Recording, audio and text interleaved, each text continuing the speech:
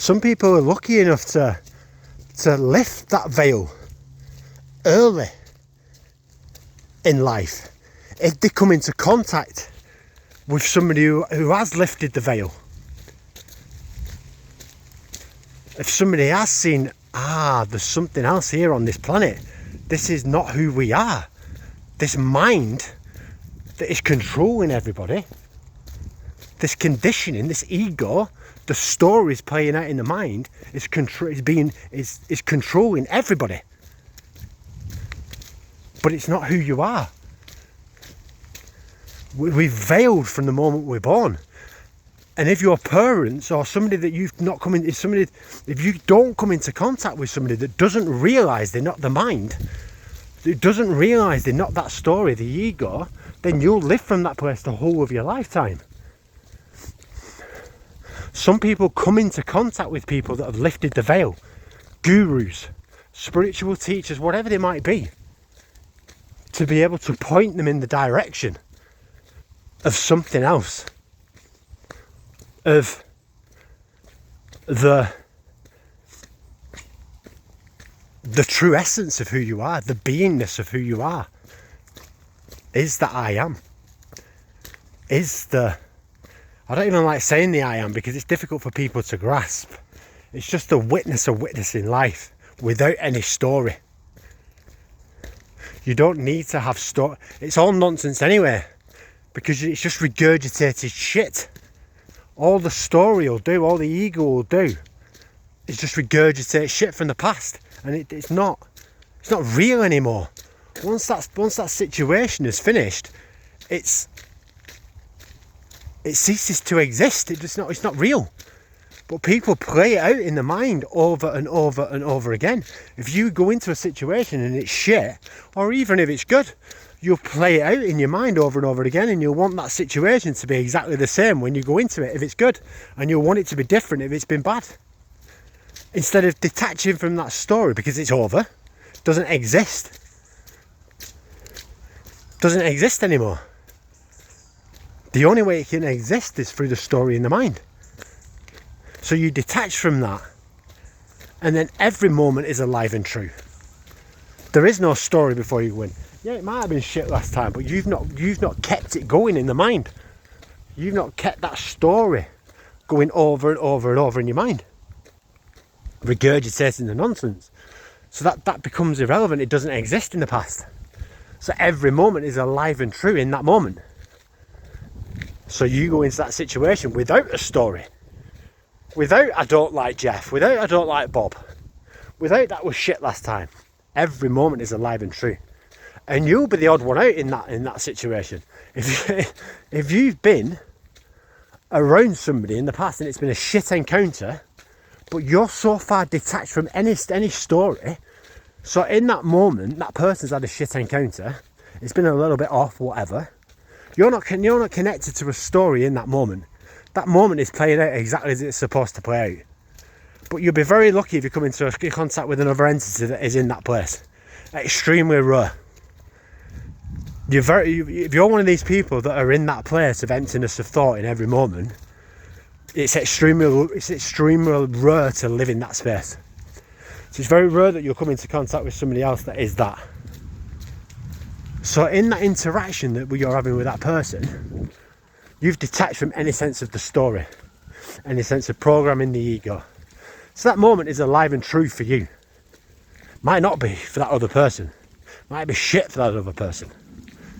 So that other person goes away from that encounter connected to a story, connected to the mind, playing it out over and over and over again. You've finished the situation, it's gone, it's done, it doesn't exist, does it? You've become aware. Your wisdom's that high that you've become aware that doesn't exist now in my reality. It was there in the moment, but now it's gone. That person could live out that story continuously until the next time they come into contact with you. The next time that entity comes into contact with you, they're a nervous fucking wreck. They don't know whether they're coming or going, they've said shit to other people. They've lived in that story continuously for the past 3 weeks. Every time they've come into contact with somebody, they've told somebody about this encounter although that encounter that you've had has finished. And it was an encounter that was fully alive and true, exactly as it should be. So you've left, so you come into contact with that person next time and they're a fucking mess. And that moment, you go into that moment not connected to a story. There's no story about the past because it doesn't exist. The only way it exists is through the thoughts in your head. But you've already detached from any sense of personhood. You've already detached from any sense of the story. So that moment is alive and true for you. The next time you meet that person, it's alive and true. You're an open heart. You're full of love. But that person isn't. That other entity, because they're so conditioned, they're so programmed by the mind, that being has been veiled by the mind. So that mind has taken over that being. So it's gone into a story. And it'll do that for every single encounter that it has. That's what the ego will do. It'll take ownership for every single moment. I did that. I behaved like that. Yeah, why did I do that? It'll drive. It's driving the mind. The story of the ego is driving humanity insane. Because everybody is being veiled by that mind, not knowing that is not who they are. So you come out of that interaction with that person alive and true. It doesn't matter, it doesn't exist anymore in that space. But it's not the same for that other entity. That other entity has been veiled by the mind, like the majority of people. It's been veiled by the mind. It's been overtook by the program. It's been overtaken by the conditioning. It's been overtaken by the matrix. And it believes that mind believes has made that entity believe that that's who they are. That's what the mind has done. That's what the ego has done. It's totally taken over society, making people believe that that's who they are. The mind has veiled everybody from the moment they're born. It's veiled your parents. It's veiled everybody. It's very few people that come to this truth of awakening, that truly realise that mind is not them. So that moment that you've had with that person was alive and true for you, exactly as it was supposed to be. But unfortunately, it's not going to be the same for everybody. You're going to come into contact with the majority of people that are veiled by that mind. So the next time you come into contact with that person, although you've detached from the story, that moment is alive and true. The first time, the second time, the third time, the fifth time, the 100th time you come in contact with that same person, it's a different situation. It's a different moment. There is no connection to past. There is no attachment to the story of all the past encounters.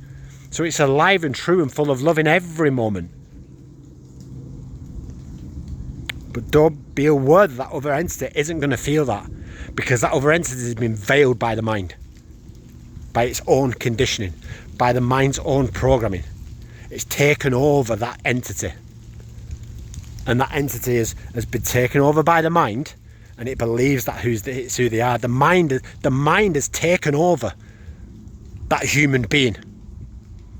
The story, the conditioning has absolutely taken over them. But that's not who they are. It's never been who they are. The witness of the consciousness, the awareness is who they are. That awareness has been the same when you were born. That's what people are trying to get back to when they're in spirituality and all that. That's what they're trying to get back to, that childlike state. What is that childlike state? Emptiness of thought. There is no story. There is no conditioning. There is no programming there in a child. Until it starts to get drip fed the parent or the caregivers or the friends conditioning and programming.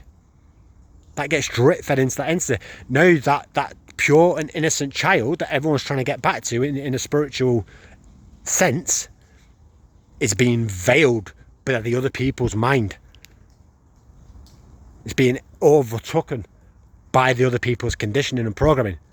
And then eventually what will happen is that entity that's pure and free, alive in every moment, witnessing the world, the pure awareness, has then been veiled by the mind. And it'll live its whole life in that veiling state. not knowing that that's not who they are. That without that conditioning, without that program, without the mind, that true essence that you are as a child is always there. It doesn't go anywhere. It's just the mind that veils you. It's the mind that veils that being. It overtakes that being. Whereas the witnesser is always behind it. The awareness, the consciousness is always there. It's always been there. It's there when you're a child, what people are trying to get back to.